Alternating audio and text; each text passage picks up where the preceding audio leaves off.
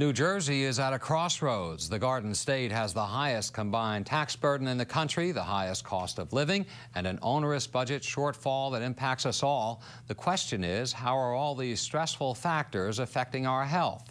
NJN News health and medical correspondent Sarah Lee Kessler attended a conference in Trenton today that addressed the issue head-on. I always say and believe it every day that we try very hard, and I hope mostly succeed about putting the person before the dollar. That was the overarching message delivered by Human Services Commissioner Jennifer Velez.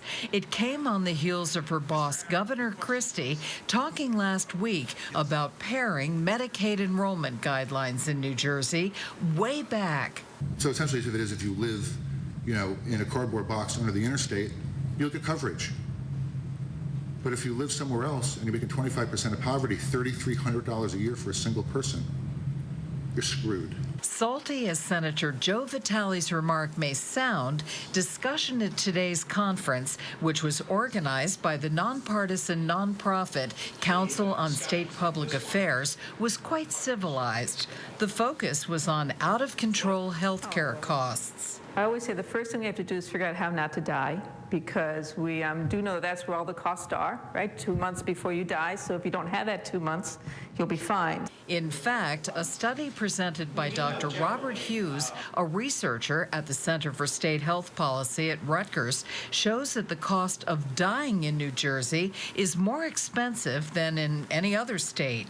For example, in the last 6 months of life, New Jersey patients were in ICUs an average of 5.5 days, whereas nationally that average is 3.4 days.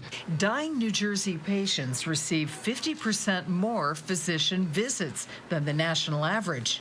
The current payment system is based on fees for service, and that's just one aspect. The young pay for the old, the healthy pay for the sick, the profitable services pay for the unprofitable services, but we really don't quite know what the profitable services are. Waste and inefficiency are big concerns when it comes to controlling health care costs in New Jersey. The big concern is, what would value-driven health care look like? Value-driven health care reimbursement would be paying for the outcomes for all patients in a physician's panel. And in that case, it doesn't matter whether you're healthy or you're chronically ill or somewhere in between. Panelists, no matter what their background, seem to agree that what's really needed is a new approach to paying for health care here in New Jersey. This time, the design has got to be patient-centric.